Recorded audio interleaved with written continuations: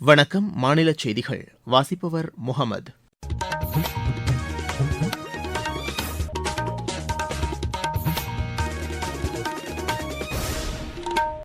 தலைப்புச் செய்திகள். தேர்வு குறித்து மாணவர்களின் அச்சத்தை களையும் வகையில் பிரதமர் திரு நரேந்திர மோடி கலந்துரையாடும் பரீக்ஷா பே சர்ச்சா நிகழ்ச்சியின் இரண்டாவது பகுதி இன்று நடைபெறுகிறது. அரசின் நலத்திட்டங்களை மக்களிடையே கொண்டு செல்வதில் அரசு ஊழியர்கள் முக்கிய பங்காற்றி வருவதாக மாநில அரசு தெரிவித்துள்ளது.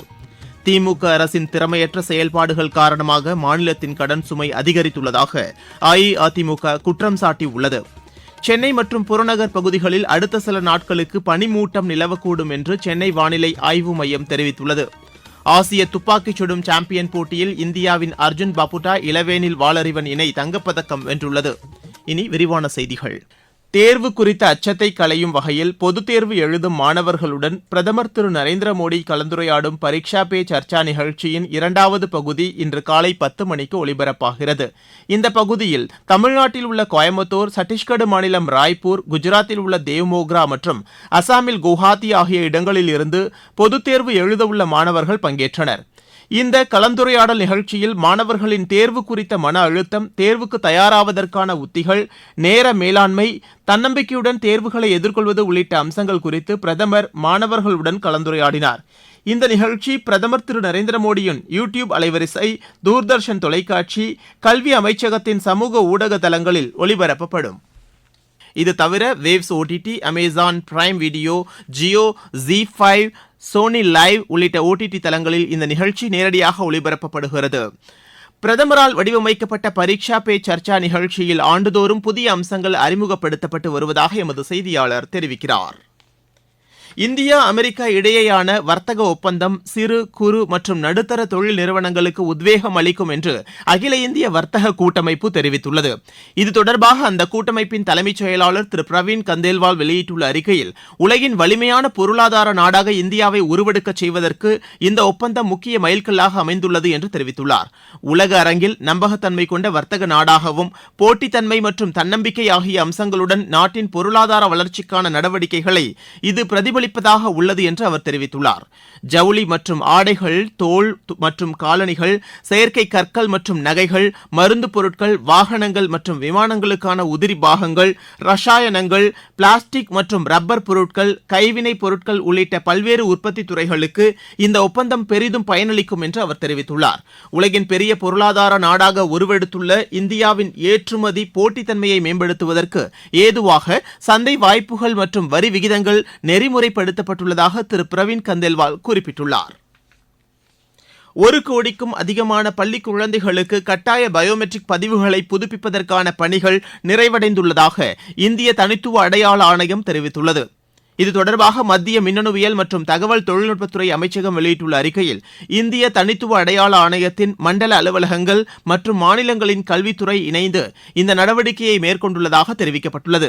கடந்த 5 மாதங்களில் நாடு முழுவதும் உள்ள பள்ளிகளில் 83,000 முகாம்கள் நடத்தப்பட்டுள்ளதாக அந்த அறிக்கை மேலும் கூறுகிறது.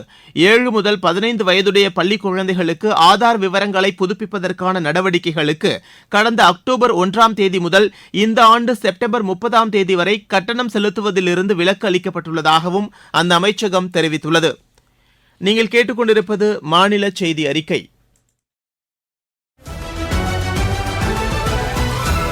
ஊரக வளர்ச்சிக்கான புதிய அத்தியாயம். வளர்ச்சியடைந்த இந்தியாவிற்கான ஊரக வேலைவாய்ப்பு உறுதி மற்றும் வாழ்வாதார சட்டம்.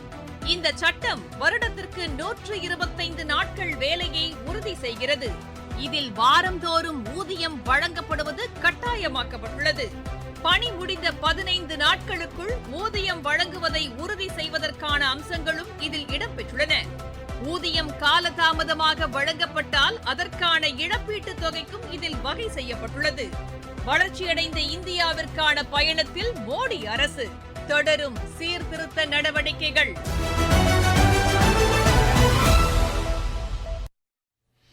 அரசின் நலத்திட்டங்களை மக்களிடையே கொண்டு செல்வதில் அரசு ஊழியர்கள் முக்கிய பங்காற்றி வருவதாக முதலமைச்சர் திரு மு க ஸ்டாலின் தெரிவித்துள்ளார். சென்னையில் நேற்று நடைபெற்ற நிகழ்ச்சியில் கலந்து கொண்டு பேசிய அவர், நாட்டிற்கே முன்னோடியாக திகழும் வகையில் திட்டங்கள் செயல்படுத்தப்பட்டு வருவதாக தெரிவித்தார். மாநில அரசு செயல்படுத்தி வரும் திட்டங்கள் மக்களிடையே பெரும் வரவேற்பை பெற்றுள்ளதாக அவர் கூறினார். நிதி பற்றாக்குறை இருந்தபோதிலும் மாநிலத்தின் வளர்ச்சியை கருத்தில் கொண்டு செயல்படுத்தப்பட்டு வரும் திட்டங்களை முதலமைச்சர் பட்டியலிட்டார். திமுக அரசின் திறமையற்ற செயல்பாடுகள் காரணமாக மாநிலத்தின் கடன் சுமை அதிகரித்துள்ளதாக அஇஅதிமுக பொதுச் செயலாளர் திரு எடப்பாடி பழனிசாமி குற்றம் சாட்டியுள்ளார். திருச்சி விமான நிலையத்தில் செய்தியாளர்களிடம் பேசிய அவர், இதற்கு மாநில அரசின் திறமையற்ற செயல்பாடுகளே காரணம் என்று கூறினார். விரைவில் நடைபெறவுள்ள சட்டப்பேரவைத் தேர்தலில் வெற்றி பெற்று தனி பெரும்பான்மையுடன் ஆட்சி அமைப்போம் என்று அவர் நம்பிக்கை தெரிவித்தார். தேசிய ஜனநாயக கூட்டணியில் சேர்ப்பது தொடர்பாக சில கட்சிகளுடன் பேச்சுவார்த்தை நடைபெற்று வருவதாகவும் திரு எடப்பாடி பழனிசாமி தெரிவித்தார். சென்னை மற்றும் புறநகர் பகுதிகளில் அடுத்த சில நாட்களுக்கு பனிமூட்டம் நிலவக்கூடும் என்று சென்னை வானிலை ஆய்வு மையம் தெரிவித்துள்ளது. வங்கக்கடலில் இருந்து உருவாகும் கிழக்கு திசை காற்று நிலப்பகுதிக்குள் ஈரப்பதத்தை கொண்டு வருவதால் பனிமூட்டம் ஏற்படுவதற்கு உகந்த சூழலை உருவாக்கும் என்று அந்த மையம் தெரிவித்துள்ளது. நீலகிரி மாவட்டம் உதகை அருகே உள்ள முதுமலை புலிகள் காப்பக வனப்பகுதியில் இலந்தை பழ சீசன் தொடங்கியுள்ளது. பழங்களை உண்பதற்காக வனப்பகுதியில் இருந்து கரடிகள் வருவதால் சுற்றுலா பயணிகள் எச்சரிக்கையுடன் இருக்குமாறு வனத்துறை அறிவுறுத்தியுள்ளதாக எமது செய்தியாளர் தெரிவிக்கிறார்.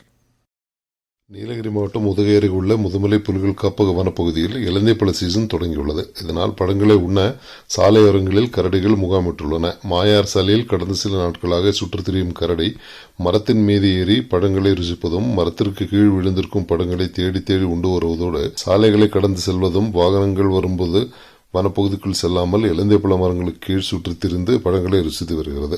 இதனால் நாள்தோறும் சாலை வழியாக பயணிக்கும் பொதுமக்கள் சுற்றுலா பயணிகள் கரடியை கண்டு ரசிக்கின்றனர். அதனால் கரடியை கண்டால் அதற்கு இடையூறு செய்யும் செயல்களில் ஈடுபட வேண்டாம் எனவும் கரடி சுற்றித் திரியும் பகுதியில் வாகனங்களை விட்டு கீழே இறங்க வேண்டாம் என அறிவித்துள்ள வனத்துறையினர் கரடிக்கு மிக அருகில் வாகனங்களை கொண்டு செல்வதோ வீடியோ செல்ஃபி எடுப்பதையோ தவிர்க்க வேண்டும் என அறிவுறுத்தியுள்ளதோடு இதுபோன்ற செயல்களில் ஈடுபட்டால் அபராதத்தோடு கடும் நடவடிக்கை எடுக்கப்படும் என எச்சரிக்கை விடுத்துள்ளனர். உதகையிலிருந்து சரவணன். இருவரிச் செய்திகள். ரஷ்யாவின் ஏவுகணைகள், ட்ரோன்கள் உற்பத்தியில் ஈடுபட்டுள்ள நிறுவனங்கள் மற்றும் அந்நாட்டு நிதித்துறையுடன் தொடர்பு கொண்டுள்ள நிறுவனங்களுக்கு யுக்ரைன் அரசு புதிய தடைகளை விதித்துள்ளது. நேபாளத்தில் 61வது இந்திய தொழில்நுட்ப மற்றும் பொருளாதார ஒத்துழைப்பு தினம் அந்நாட்டு தலைநகர் காத்மண்டுவில் உள்ள இந்திய தூதரகத்தில் கொண்டாடப்பட்டது. பங்களாதேஷ் நாடாளுமன்ற தேர்தலில் 275 சுயேட்சைகள் உட்பட மொத்தம் 2034 வேட்பாளர்கள் போட்டியிடுகின்றனர். தென்காசியில் நடைபெற்ற பொதிகை புத்தக திருவிழாவில் 1,03,00,000 ரூபாய் மதிப்பிலான புத்தகங்கள் விற்பனையாகியுள்ளன. புராதான சிறப்பு வாய்ந்த திருவாரூர் ஸ்ரீ ரேணுகா தேவி அம்மன் ஆலய மகா கும்பாபிஷேகத்தில் ஏராளமான பக்தர்கள் கலந்து கொண்டு தரிசனம் செய்தனர். தூத்துக்குடியில் உள்ள அனல்மின் நிலையத்தில் நடைபெற்று வரும் கட்டுமான பணியின் போது தவறி விழுந்த தொழிலாளர் சிகிச்சை பலனின்றி உயிரிழந்தார். ராமேஸ்வரம் அருள்மிகு ராமநாத சுவாமி திருக்கோவிலில் மகா சிவராத்திரி விழா கொடியேற்றத்துடன் நேற்று தொடங்கியது. தருமபுரி மாவட்டம் ஒகேனக்கலில் வார விடுமுறையை ஒட்டி ஏராளமான சுற்றுலா பயணிகள் குவிந்தனர். ஈரோடு மாவட்டம் தாளவாடி மலைப்பகுதியில் யானை தாக்கி உயிரிழந்த விவசாயியின் குடும்பத்திற்கு வனத்துறை சார்பில் 10 லட்சம் ரூபாய் நிவாரணத் தொகை வழங்கப்பட்டது.